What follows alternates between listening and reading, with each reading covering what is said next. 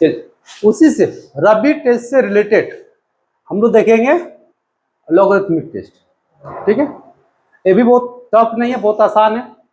तो हम लोग स्टेटमेंट सबसे पहले देखेंगे।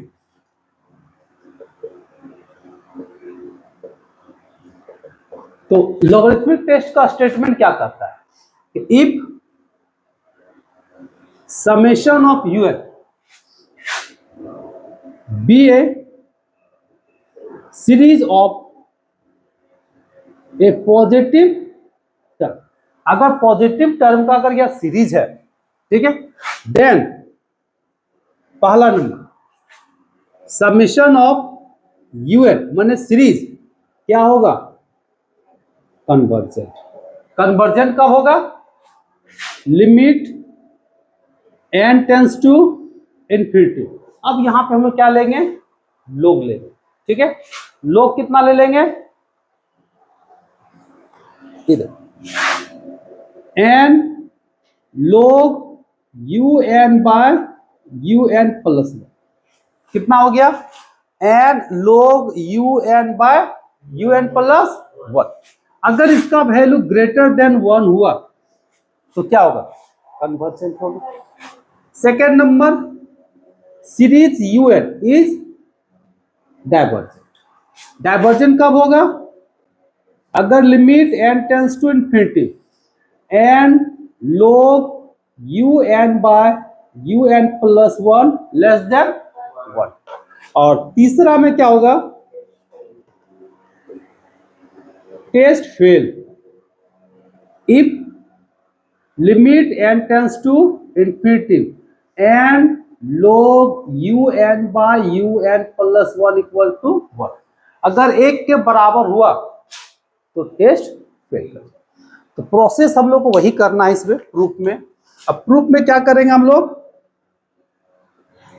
मान लेते हैं कि let summation of u n be a series of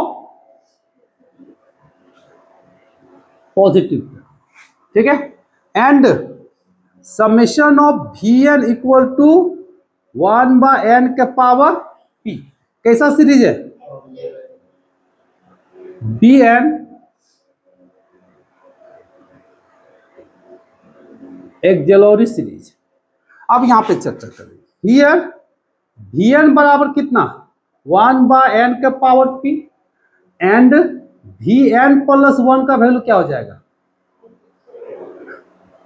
N plus one का power P.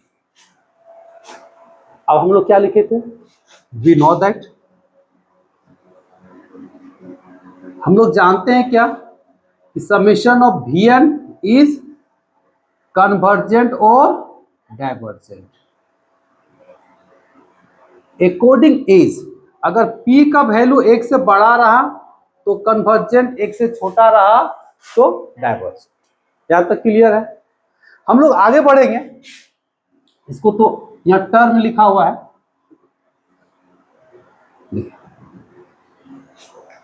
Bye the second comparison test. किसका यूज करोगे, बाय द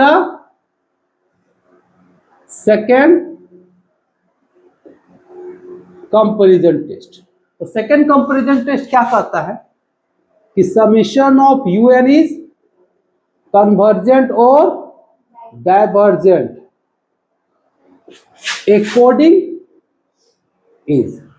अगर मान लेते हैं कि u n by u n plus one अगर बड़ा हो तो कन्वर्जेंट होगा, और अगर छोटा हो किससे, v n by v n plus one से, तो क्या हो जाएगा, डाइवर्जेंट। अब वी एन का वैल्यू हम लोग को मालूम है, देखो यहाँ पे है ना, दोनों का वैल्यू बता दो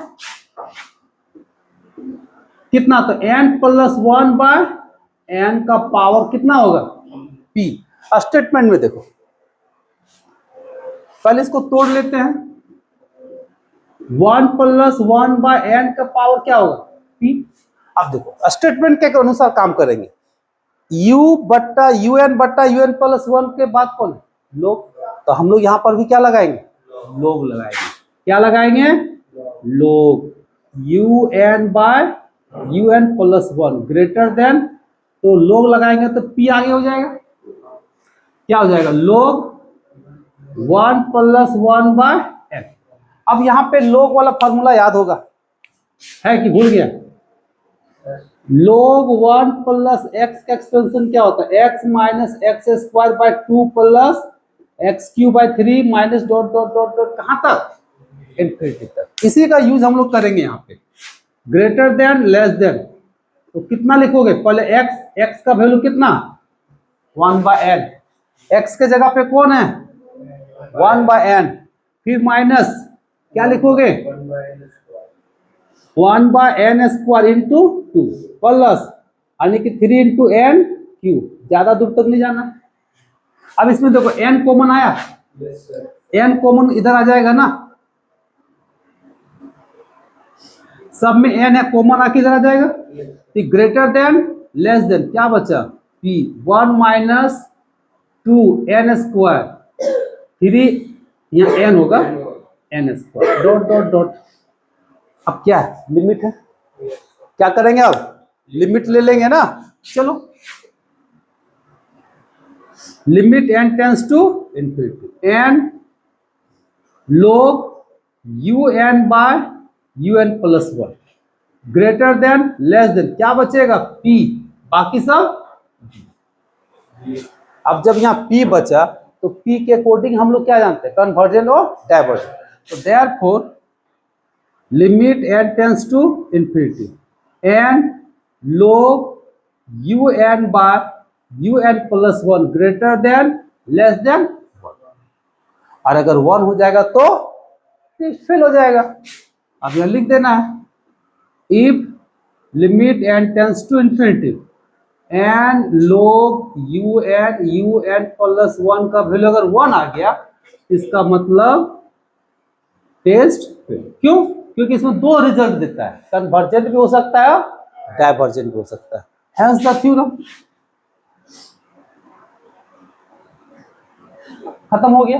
तो जैसा रबी टेस्ट था वैसा ही तुम्हारा लॉगरिथमिक है, बहुत आसान है, लिख लो।